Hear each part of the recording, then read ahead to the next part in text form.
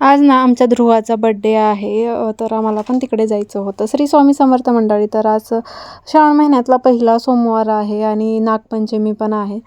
नागपंचमी तुमच्याकडे आजच सेलिब्रेट करतात का? काल केली? कारण मी ऐकलं आहे की कोणाच्या गावामध्ये कालच झालं आहे की नागपंचमी सेलिब्रेट करून आणि कोणाच्या आज. म्हणजे आमच्याकडे तर आजच असते आणि आजपेक्षा जास्त म्हणलं तर उद्याच असते.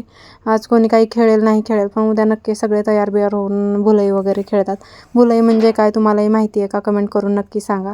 त्यानंतर आज आमच्या ध्रुवाचा बड्डे आहे आणि त्यानंतर मम्मीने सांगितलं होतं मला नागाचं चित्र काढायला आणि त्यात मी हे चित्र काढलं. ते पण माझ्या फ्रेंडनी स्टेटस ठेवलेलं, तिचं बघूनच काढलं होतं. मला ड्रॉइंग चांगली जमते पण एवढं पण नाही जमलं. नंतर मावशी आली होती बाजूची, तिच्या हातावरती मेहंदी काढून दिली. नंतर दिवसभर वर्क करण्यात गेला. नंतर हे कस्टमरचे हेअरबँड आहेत.